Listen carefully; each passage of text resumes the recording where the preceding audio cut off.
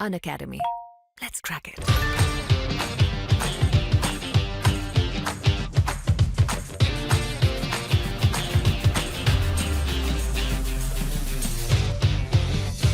चलिए इस क्लास में हम देखने वाले हैं कंप्यूटर के ब्लॉक डायग्राम और साथ में हम देखेंगे कंप्यूटर की जनरेशंस के बारे में, यानी कि कंप्यूटर की जो पीढ़ियाँ है उनके बारे में यहाँ पर बात करेंगे।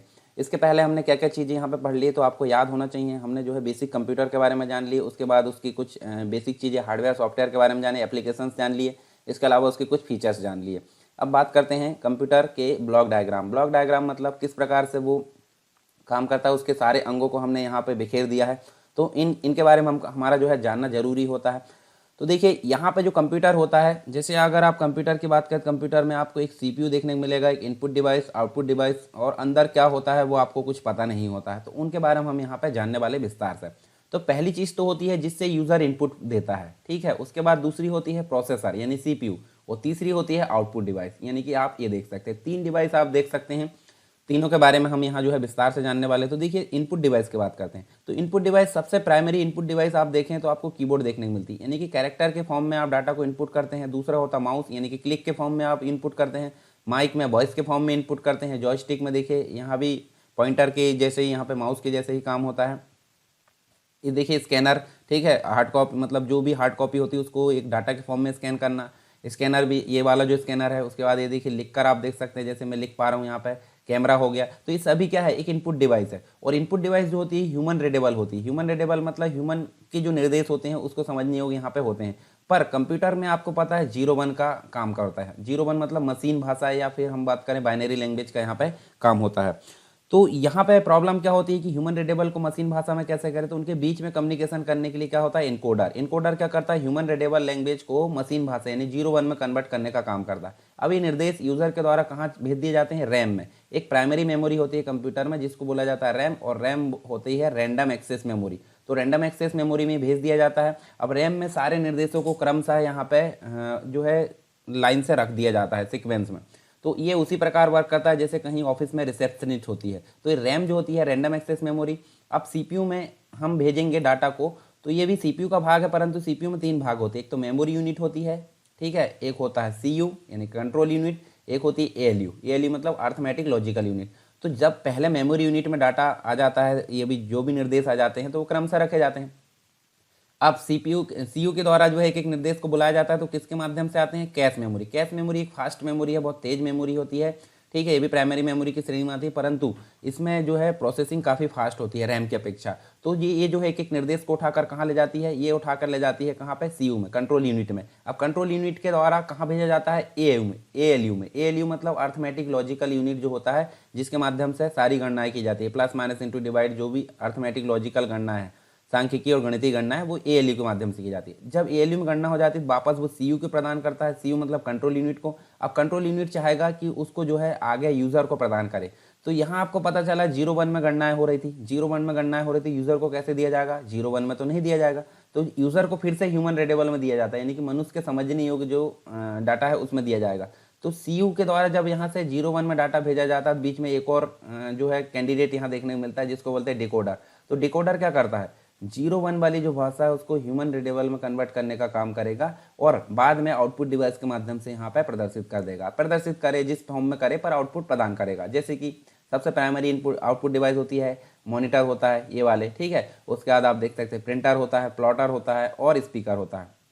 तो इन सभी के माध्यम से यूजर को यहाँ पर आउटपुट के रूप में मिल जाता है। जो कि यहाँ यूजर के द्वारा इनपुट दिया गया था वो सारे यहाँ पे काम होने के बाद यूजर को यहाँ पे मिल गया आउटपुट के रूप में, आउटपुट डिवाइस के माध्यम से। अब यहाँ आउटपुट तो दिख गया, यूजर को चाहिए कि वो उसको भविष्य के लिए यहाँ पे सुरक्षित रखे। तो सीयू क्या करता है, सीयू जो है यूजर के निर्देशों के अनुसार यहाँ पे देखिए डाटा को सुरक्षित रखकर कहाँ ले जाता है, एक डिवाइस होती है, ठीक है, जो आउटपुट मतलब एक मेमोरी होती है। मेमोरी होती है सेकेंडरी मेमोरी। सेकेंडरी मेमोरी मतलब हार्ड डिस्क हो सकती है, मेमोरी कार्ड हो सकता है, डीवीडी हो सकती है, और इसके अलावा जो है एसएसडी हो सकती है, फ्लॉपी डिस्क। ये सभी जो है एक सेकेंडरी मेमोरी होती है, सेकेंडरी स्टोरेज डिवाइस होती है, जिसके माध्यम से जो है डेटा को परमानेंटली सुरक्षित किया जाता है। कब के लिए, भविष्य के लिए, यानी भविष्य में यहाँ से फिर उठाया जाएगा, और उठाने के पश्चात फिर से यहाँ पे क्या किया जाएगा, आउटपुट के रूप में दिखाया जाएगा, और उसको एडिट भी हम कर सकते हैं। तो ये कंप्लीट रूप से जो वर्किंग होती है वो होती है एक कंप्यूटर की, और इसी को हम बोलते हैं कंप्यूटर का ब्लॉक डायग्राम। तो यहाँ देखिए सिंपल बात हमने देखे थे, इनपुट होता है, इनपुट के बाद प्रोसेस होता है, प्रोसेस के बाद आउटपुट होता है, और अगर प्रोसेस हो गई है तो आउटपुट देखने के पश्चात क्या होता है, देखिए यहाँ पे आउटपुट में कोई गलती आई है तो ये कहाँ जाता है, फिर से इनपुट में जाता है, कोई सुधार होता है, परंतु कंप्लीट हो गया है तो उसको स्टोर कर लिया जाएगा, स्टोर करने के बाद भविष्य में उसको फिर से उठा कर प्रोसेस करके आउटपुट दिखाया जाएगा। तो ये काम होता है कंप्यूटर में। इसके अलावा आप देखें, जैसे मैंने बताया था रैम होती है एक, रैम को हम बोलेंगे मेन मेमोरी, और मेन मेमोरी को हम क्या बोलते हैं, रैम, ठीक है, मतलब रैम रैंडम एक्सेस मेमोरी होती है। और सीपीयू होता है, सीपीयू मतलब सेंट्रल प्रोसेसिंग यूनिट होता है, जो क्या करता है, प्रोसेसिंग करने का काम करता है, परंतु मेन मेमोरी में जो भी इंस्ट्रक्शन क्रमशः रखे होते हैं उनके बीच में एक ब्रिज का काम करती है कैश मेमोरी। कैश मेमोरी एक फास्ट मेमोरी है, मतलब यहाँ पे अगर ब्लॉक के फॉर्म में ट्रांसफर हो रहा है तो यहाँ वर्ड के फॉर्म में ट्रांसफर होंगे, तो इसलिए काफ़ी फास्ट हो जाती है। और सीपीयू के पास में भी प्रोसेस होने के बाद कुछ समय के लिए डाटा यहाँ पर रख दिया जाता है, तो उसको बोलते हैं बफर मेमोरी। बफर मेमोरी मतलब इनको बोला जाता है रजिस्टर, ठीक है, रजिस्टर इनको बोला जाता है। तो याद रखिए सीपीयू के पास खुद की अपनी जो है एक प्राइमरी मेमोरी के फॉर्म में एक मेमोरी होती है जिसको बोला जाता है रजिस्टर, और ये बफर मेमोरी होती है, मतलब यहाँ से डाटा को वापस ना भेजा जाए, प्रोसेसिंग स्पीड धीमी होगी करके यहाँ पे बफर मेमोरी का उपयोग किया जाता है।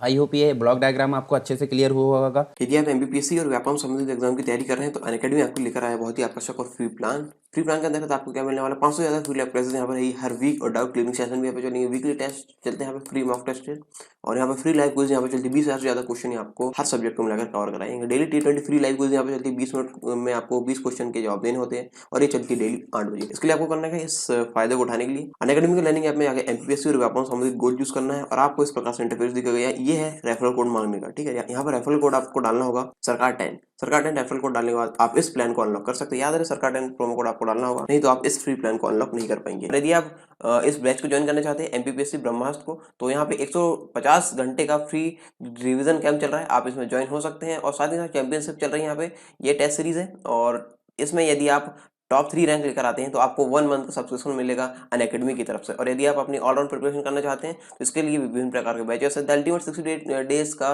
कोर्स है यहाँ पे, जो कि डेडिकेटेड है एमसीक्यू रिवीजन फॉर प्रीलिम्स 2020 के लिए, आप इसको ज्वाइन कर सकते हैं। टारगेट एमपीपीएससी प्रीलिम्स 60 डेज का रिवीजन कोर्स बैच है यहाँ पे एमसीक्यू सीरीज के साथ, आप इसको ज्वाइन कर सकते हैं। और यदि आप अपनी तैयारी एमपीपीएससी के लिए शुरू से करना चाहते हैं तो यहाँ का फाउंडेशन बैच है 10 महीने का, आप इसको ज्वाइन कर सकते हैं। और साथ ही साथ यदि आप रिवीजन मोड में हैं तो इंग्लिश मीडियम और हिंदी मीडियम वाले दोनों के लिए, दोनों स्टूडेंट्स के लिए यहाँ पे अलग अलग सुविधाएं हैं।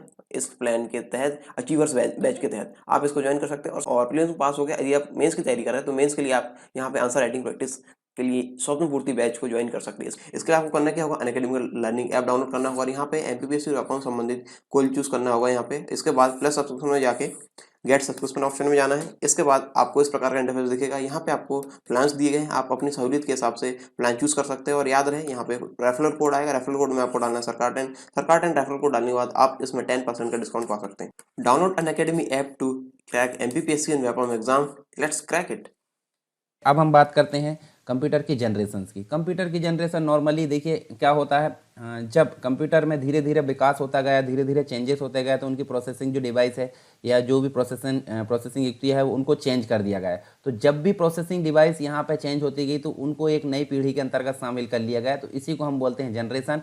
और जनरेशन के अंतर्गत कंप्यूटर को नॉर्मली 5 जनरेशन में बांटा गया है। अब देखिए किसी किसी की शिकायत होती है, कमेंट बॉक्स में करते हैं कि ये जो जनरेशन है ये आप देख सकते हैं यहाँ से ये सन चेंज देखने को मिलता है। तो ये आप टेंशन बिल्कुल मत लीजिए, ये इस प्रकार का क्वेश्चन आपको कंप्यूटर में मतलब जो एग्जाम में है ऐसा फैक्चुअल क्वेश्चन बिल्कुल नहीं पूछा जाएगा। एक अनुमानित है कि 1946 से लेकर 1956 तक, 1956 या 1959 तक आपको फर्स्ट जनरेशन के कैटेगरी के कंप्यूटर देखने को मिलेंगे, ठीक है। तो ये सन अलग हो सकती है, आप बिल्कुल भी टेंशन ना लें कि आप कमेंट बॉक्स में कर रहे हैं कि सर यहाँ तो ये था यहाँ तो वो था, तो बिल्कुल आपको टेंशन नहीं लेना। आप बुक में जो है चेंज आपको देखने को मिलेगा। और एक और चीज़ आपको देखने को मिलती है, जैसे आप देखिए यहाँ पे मैं बताऊँगा, जैसे कोबोल है, फोटान है, ये सभी जो लैंग्वेज है आपको कभी 3rd जनरेशन में मिल सकती है, कभी 2nd जनरेशन में। तो जब सन चेंज देखने को मिलेगा तो सिंपल सी बात है ये भी चेंज देखने को मिलेगी, तो आप इसके लिए बिल्कुल लोड ना ले।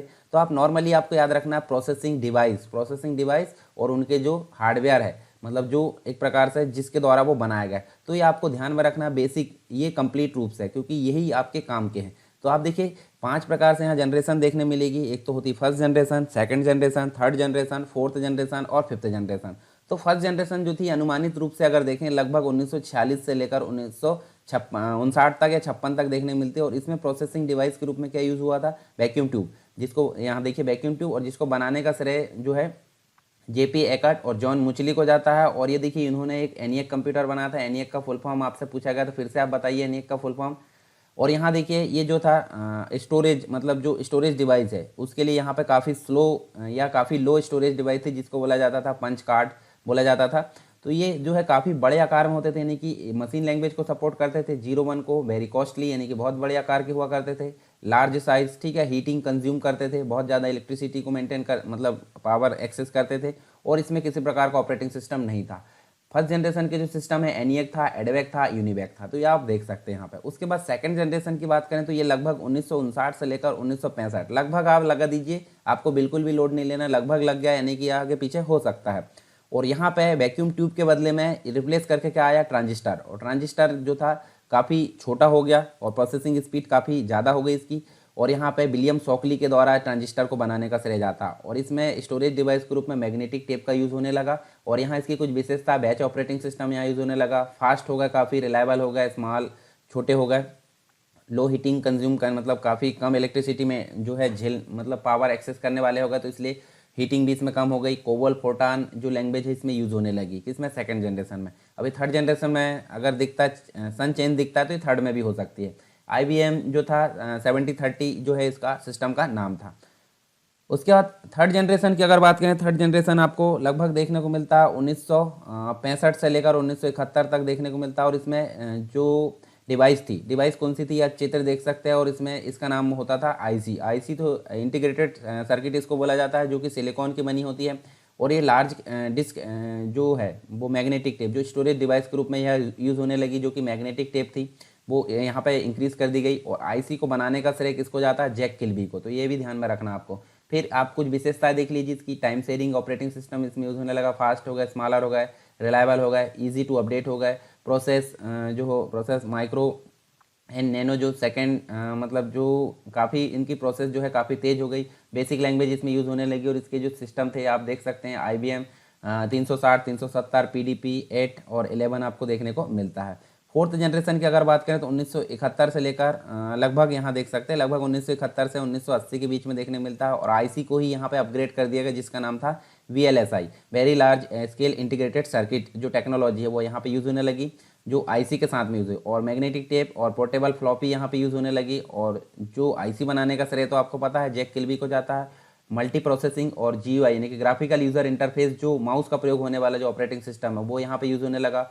जो प्रोग्रामिंग लैंग्वेज है वो भी ऑब्जेक्ट यानी कि ओप्स वाली जो लैंग्वेज है वो यहाँ पे यूज़ होने लगी, ऑब्जेक्ट ओरिएंटेड प्रोग्रामिंग लैंग्वेज। काफ़ी स्मॉल हो गया, खरीदने योग्य हो गया, क्योंकि माइक्रो प्रोसेसर आगे देख सकते हैं आप, माइक्रो प्रोसेसर यूज़ होने लगा यहाँ पे, ठीक है। ईजी टू यूज़ हो गया, डॉस है, विंडोज़ है, लैन बैन इसमें यूज़ होने लगा। एप्पल सेकंड और क्रेट वाली यहाँ पे देखने को मिलता है फोर्थ जनरेशन में।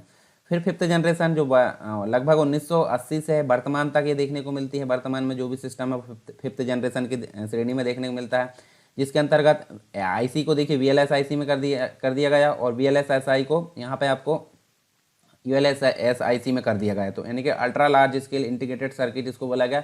माइक्रो प्रोसेसर बेस्ड था ये, ठीक है। और काफ़ी लार्ज कैपेसिटी हार्ड डिस्क इसमें यूज़ होने लगी, रेट सपोर्ट हो गया। उसके बाद ऑप्टिकल डिस्क एंड पोर्टेबल जो है देख सकते हैं हम, रीड ओनली स्टोरेज देखने को मिलती है।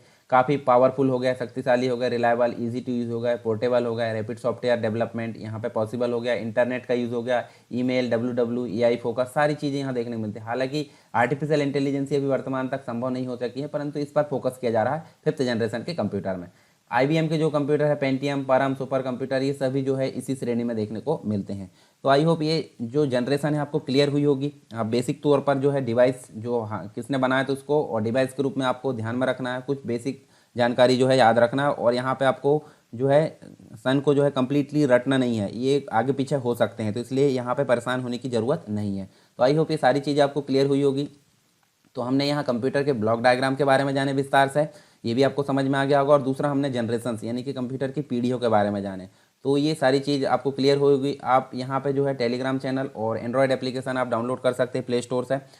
और इसके बाद का जो टॉपिक है हम नेक्स्ट क्लास में देखने वाले हैं, यानी कि इसे हम बोलते हैं क्लासिफिकेशन ऑफ कंप्यूटर, यानी कि कंप्यूटर के जो प्रकार है वो हम विस्तार से जानेंगे नेक्स्ट क्लास में। यदि आप MPPSC और व्यापम संबंधित एग्जाम की तैयारी कर रहे हैं तो अनअकैडमी आपको लेकर आया बहुत ही आकर्षक और फ्री प्लान फ्री प्लान के अंदर आपको क्या मिलने वाला है 500 से ज़्यादा फ्री लैब क्लासेस यहाँ पर है हर वीक और डाउट क्लियरिंग सेशन भी यहाँ पे चलेंगे, वीकली टेस्ट चलते हैं यहाँ पे, फ्री मॉक टेस्ट और यहाँ पे फ्री लाइव क्विज यहाँ पे चलती है 20,000 से ज़्यादा क्वेश्चन आपको हर सब्जेक्ट को मिलाकर कवर कराएंगे। Daily T20 free live quiz यहाँ पे चलती है 20 मिनट में आपको 20 क्वेश्चन के जवाब देने होते हैं और ये चलती है डेली 8 बजे। इसके लिए आपको करना है इस फायदे को उठाने के लिए अनअकैडमी के लर्निंग ऐप में आगे MPPSC और व्यापम संबंधित गोल चूज करना है और आपको इस प्रकार से इंटरफेस दिखेगा। ये है रेफरल कोड मांगने का, ठीक है। यहाँ पर रेफरल कोड आपको डालना होगा सरकार 10 रेफरल कोड डालने के बाद आप इस प्लान को अनलॉक कर सकते हैं। याद रहे सरकार 10 प्रोमो कोड आपको डालना होगा, नहीं तो आप इस फ्री प्लान को अनलॉक नहीं कर पाएंगे। यदि आप इस बैच को ज्वाइन करना चाहते हैं MPPSC ब्रह्मास्त्र को, तो यहाँ पे 150 घंटे का फ्री रिवीजन कैंप चल रहा है, आप इसमें ज्वाइन हो सकते हैं। और साथ ही साथ चैंपियनशिप चल रही है यहाँ पे, ये टेस्ट सीरीज है और इसमें यदि आप टॉप 3 रैंक लेकर आते हैं तो आपको 1 मंथ का सब्सक्रिप्शन मिलेगा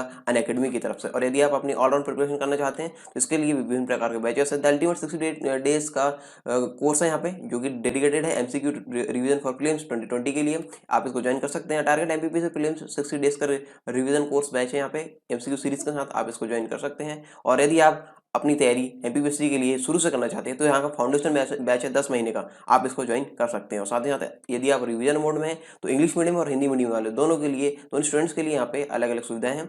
इस प्लान के तहत अचीवर्स बैच के तहत आप इसको ज्वाइन कर सकते हैं। और प्रीलिम्स पास हो गया, यदि आप मेंस की तैयारी कर रहे हैं तो मेंस के लिए आप यहाँ पे आंसर राइटिंग प्रैक्टिस के लिए स्वप्न पूर्ति बैच को ज्वाइन कर सकते हैं। इसके लिए आपको करना क्या होगा, अनअकैडमी लर्निंग ऐप डाउनलोड करना होगा और यहाँ पे MPPSC और व्यापम संबंधित कोल चूज करना होगा यहाँ पे। इसके बाद प्लस सब्सक्रिप्शन में जाके गेट सब्सक्रिप्शन ऑप्शन में जाना है। इसके बाद आपको इस प्रकार का इंटरफेस दिखेगा, यहाँ पे आपको प्लान्स दिए गए हैं, आप अपनी सहूलियत के हिसाब से प्लान चूज कर सकते हैं। और याद रहे यहाँ पे रेफरल कोड आएगा, रेफरल कोड में आपको डालना है सरकार 10 रेफरल कोड डालने के बाद आप इसमें 10% का डिस्काउंट पा सकते हैं। Download Unacademy app to crack MPPSC and Vyapam exam, let's crack it.